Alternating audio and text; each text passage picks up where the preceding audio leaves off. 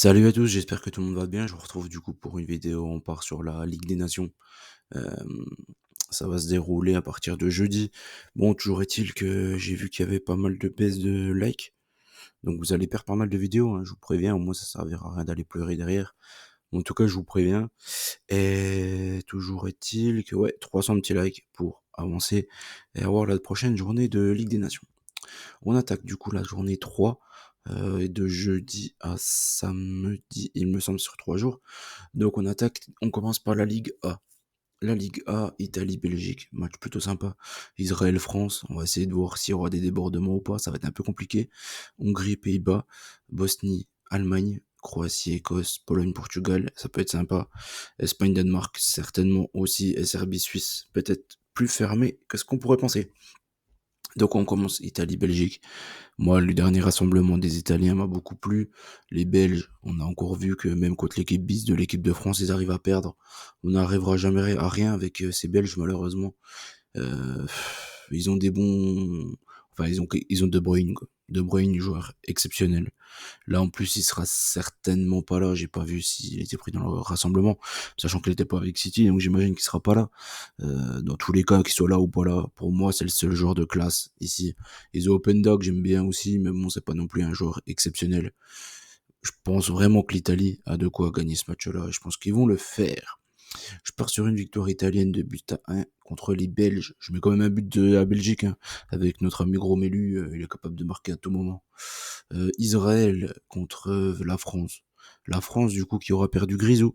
Grisou qu'on aura tué, tout simplement, que Mbappé et Deschamps auront tué, en lui donnant pas le brassard, malheureusement. Maintenant, il n'y a plus qu'à espérer que l'équipe de France se vautre à la prochaine Coupe du Monde. C'est certainement la première fois dans ma vie où je serai totalement contre cette équipe de France. Donc voilà, j'ai espéré qu'il se fasse éliminer de cette Coupe du Monde. Je me retrouve en aucun joueur de cette équipe-là. Quelques joueurs que j'aime bien quand même. Maignan, Saliba, Nkunku, s'il sera là, j'espère qu'il sera là. Mais bon, l'horrible Mbappé et sa bande là, j'en peux plus. J'en peux strictement plus et j'espère vraiment, plus que tout, qu'ils n'iront pas loin à la Coupe du Monde. Sinon, ça va rester comme ça. Et on va encore subir Deschamps et la clique à Mbappé pendant X temps. Et franchement, il faut que ça cesse et le plus vite possible. Du coup, on part sur quoi? On part sur l'équipe de France quand même contre Israël. Clairement, l'Israël, ils sont bien gentils, mais je pense pas qu'ils aient le niveau. Ils ont perdu contre l'Italie, ils ont perdu contre la Belgique en plus. Quand tu perds déjà contre les Belges à l'heure actuelle, c'est quand même pas terrible. Donc je me dis que l'équipe de France a de quoi faire quelque chose. Bref, encore une fois, attendez de voir la compo, parce que s'il nous met l'horrible Warren Zaïre-Emery ou ce genre de choses là, ça va pas être terrible. Mais toujours est-il que normalement, même une équipe un peu remaniée avec les Gendouzi et tout, des Gendouzi d'ailleurs qui est costaud en ce moment avec la Lazio, vraiment très bon. Il y a peut-être moyen qu'ils fassent, encore une fois, quelque chose. Enfin, la France, ils vont gagner, quoi. Franchement, contre Israël, s'ils gagnent pas, évidemment, ça va devenir vraiment très, très, très dramatique. La Hongrie contre les Pays-Bas. Les Hongrois, franchement, ça fait un petit moment que bon, ils me déçoivent énormément. Ils m'avaient déjà beaucoup déçu pendant l'Euro. Euh, Là, je pense que les Pays-Bas, ils sont au-dessus d'eux. Donc, je vais partir sur une victoire des Pays-Bas. Ils ont trop de bons joueurs, notamment en contre. Ça peut faire très mal à cette équipe hongroise qui n'est pas très très mobile derrière. Juste une petite chose, ouais, Grisou qui nous quitte quand même, c'est assez important. Je pense qu'il est top 3 all-time, hein, de l'équipe de France. Je pense que numéro un, ça va jouer entre Zizou et Platini. Mais un petit avantage quand même pour Zizou, à cause de la Coupe du Monde, bien évidemment. Et même, il aurait pu en ramener deux. Donc, quand même, un petit avantage Zizou. Mais Platini, il est vraiment pas loin de Zizou. Et juste derrière, je pense qu'il y a Grisou, quoi. Parce que les gens oublient que, clairement, 2016, c'est lui et Payet. 2018, c'est Grisou avec Pogba. Franchement, clairement, c'était un métronome et on va voir qu'il va énormément manquer à cette équipe-là. Donc, il faut qu'il y ait un petit génie du ballon, un mec qui a un QI foot un peu élevé. Je pense à des Ryan Cherky. Je pense que lui il peut apporter quelque chose, même si les efforts défensifs il les fait pas trop. Un petit Ryan Cherky ou un petit Akliouche, c'est ce genre de joueur là, ou Nkunku, ce genre de joueur là qui pourra remplacer Grisou, même s'ils égaleront jamais son talent, je pense. Mais c'est quand même 3 bons petits joueurs et je pense qu'il peut faire de bien cette équipe de France. Et il devrait être, enfin, il y en a au moins un de ceux-là qui devrait être titulaire. Olysée, on a bien compris qu'il voulait le mettre essentiellement à droite. Donc, ouais. Donc, Olysée, j'adore ce joueur. Par contre, ouais, c'est vrai qu'il fait partie aussi des joueurs que j'adore dans cette équipe de France. Mais les Ousmane Dembélé, là, Monsieur Debilos, Colomwani, encore en équipe de France, je trouve il est pas si mauvais que ça. Mais bon, on a bien compris qu'avec ses pieds, c'est pas son arme principale. Donc, ouais. On va subir pendant un petit moment la clique Mbappé. Donc voilà. Bosnie, Allemagne, pour revenir à ça, Deutsche Qualität, bien évidemment. On part sur les Allemands, plutôt tranquillos. Après, les Allemands, voilà, ils se découvrent beaucoup. Normalement, un petit Demirovic ou ce genre de joueurs vont être capables de marquer un petit but contre ces Allemands. Les Croates contre l'Espagne, ce coup-ci. Contre l'Espagne, non, contre l'Écosse. L'Écosse, du coup, qui avait joué contre l'Espagne, non, contre le Portugal, ils avaient joué. Ils nous avaient fait un peu transpirer, parce ils avaient marqué, non, contre les Portugais, il me semble, là. De toute façon, ils avaient marqué une tête, certainement, ou un truc comme ça. Je me souviens plus, en plus, je l'avais regardé, celui-là, je l'avais parié. Les Portugais, ils avaient gagné en toute fin de rencontre par Cristiano, il me semble. Je crois qu'ils avaient gagné 2-1 de souvenir. Et les Croates, c'est une genre de compétition qui vont jouer à fond. C'est la seule enfin, c'est le type de compétition qui sont capables de gagner, les Croates. Je pense que les favoris numéro un, c'est les équipes qui vont jouer cette compétition à fond. Donc pour moi, il y aura l'Allemagne, il y aura les Pays-Bas, il y aura les Croates. Pourquoi pas les Portugais? Ouais, c'est ce type d'équipe-là. Je pense que la France, ils vont pas la jouer à fond, cette la Nations League. Peut-être les Italiens peuvent aussi la jouer à fond. Mais ouais, l'Espagne, ils viennent de gagner l'Euro. Je pense pas non plus qu'ils vont la jouer à fond.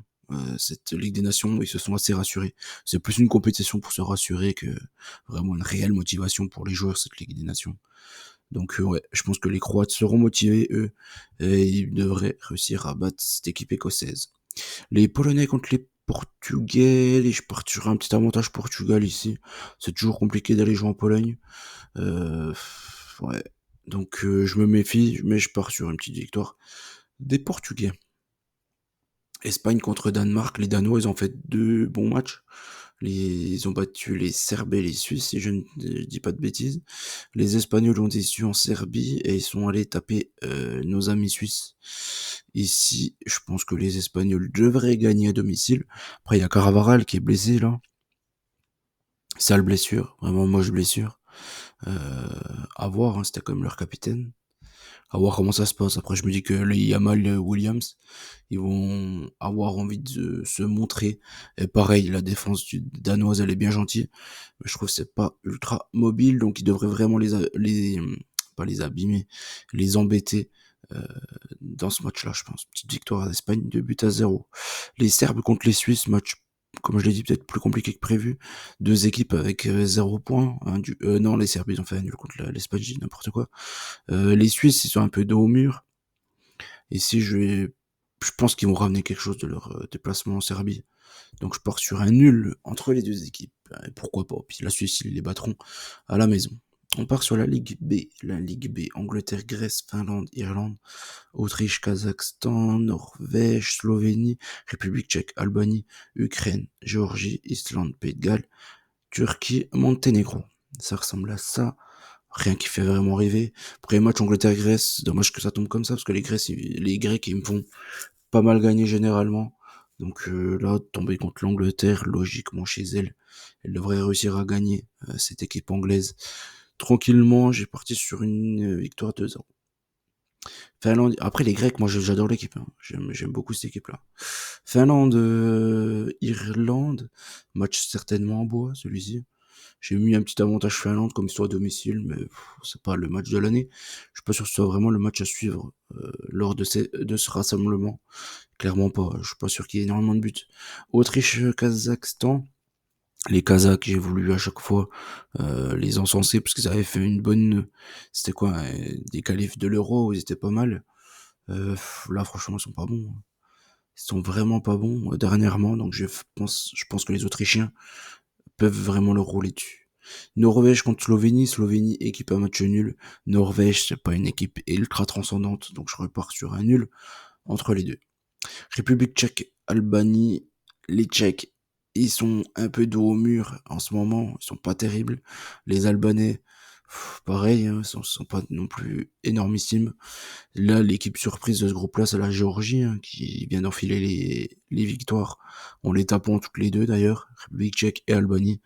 Ici, j'ai peur du nul, mais je suis parti quand même sur une petite victoire des Tchèques. Ukraine-Géorgie, je vais continuer sur la hype du moment.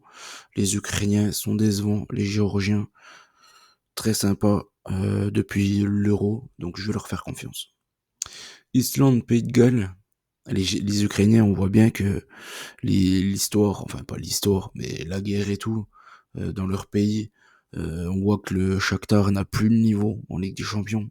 On voit que Kiev aussi est en galère totale en Ligue Europa.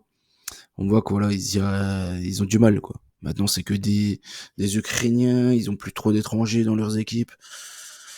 Ah, y a plus grand chose, quoi. L'Ukraine, il y a Mudryk qui revient plutôt bien avec Chelsea, hein. Seulement, il pouvait nous le prêter à l'OM, celui-là, à la place de Luis Enrique. Je serais bien heureux. Mais,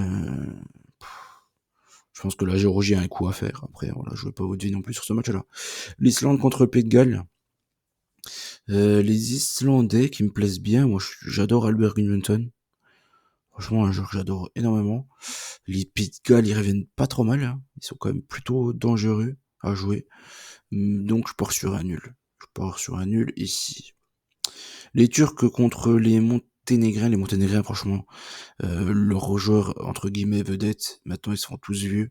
Donc on va partir sur une victoire plutôt tranquille des Turcs. La Ligue C, la Ligue D maintenant, bon, y a rien qui fait rêver, hein. Y a rien du tout qui fait rêver ici. J'essaye d'en choper au moins un. Ouais, il y a un match. Slovaquie-Suède, je pense que c'est le seul match que je vais pas louper. Ici. Les Slovaques, j'ai toujours aimé cette équipe slovaque, je sais pas trop pourquoi. Mais bon, ils ont beaucoup de joueurs que j'apprécie. Et la Suède avec Alexander Isak et Gyökeres, t'es obligé de jeter un œil, quoi. T'es obligé de jeter un œil sur cette équipe-là aussi. Lettonie-Macédoine, je pars sur un match nul. Les Macédoniens, ils sont allés faire un nul du côté des îles Féroé. Ils sont pas terribles. Les Lettons, parce que ce sont terribles, je trouve pas non plus. Je pars sur un nul. C'est un match en bois, un match à éviter, clairement. Îles Féroé, Arménie. Je vais faire confiance aux Arméniens de Zelarian Renos. Je pense qu'ils ont un coup à faire du côté des îles Féroé. Même si c'est pareil, ils sont décevants depuis le début, eux aussi. Estonie, Azerbaïdjan. Là, je vais faire confiance aux joueurs de Karabag. Estonie n'a pas vu le jour hein, contre la Slovaquie. Un score complètement trompe-l'œil, ils auraient dû en prendre 10. Donc je pense que les Azeris, ils ont aussi de quoi faire quelque chose contre les Estoniens. Slovaquie, Suède, je pense que voilà, ça va être un match sympa. Après, je vais plus parler par rapport au fait que j'aime bien cette équipe slovaque. Donc je pars sur un nul entre ces deux équipes. Là, même si la Suède, elle revient bien dernièrement, franchement, ouais, ça va être un match sympa. Lituanie, Kosovo. Les Lituaniens, franchement, je sais pas trop quoi dire sur ce match-là. Je trouve les Kosovars, ils ont quand même plus de bons joueurs. Ouais, je pars sur une petite victoire du Kosovo. Bulgarie, Luxembourg. Eh, les Bulgares, ils reviennent pas trop mal en ce moment. Les Luxembourgeois, ils sont ultra décevants dernièrement là. Donc je suis parti sur une petite victoire des Bulgares. Les Bulgares, ils sont pas mal hein, ces derniers temps. Les Chypriotes contre les Roumains, je vais rester sur le hype des Roumains depuis l'Euro. Un peu comme la Géorgie. Je vais leur faire encore une fois confiance. Les Biélorusses contre les Irlandais, les Nord-Irlandais. Euh, les Nord-Irlandais, comme je vous avais dit déjà la dernière fois, je trouve qu'ils jouent mieux qu'habituellement. Donc je vais leur faire confiance du côté de la Biélorussie. Ils sont capables d'aller chercher quelque chose. Et même une petite victoire, pourquoi pas. Les Moldaves contre Andorre. Les Moldaves, malheureusement, il y a Nicolaescu qui s'est blessé avec Erenven. Donc j'ai pas vu s'il était du rassemblement, mais à mon avis, il y sera pas, sachant qu'il a pas joué avec Erenven ce week-end. C'est clairement leur meilleur joueur. Donc j'ai quand même mis la Moldavie. Mais ouais, peut-être plus difficilement que ce que j'aurais pu penser de base.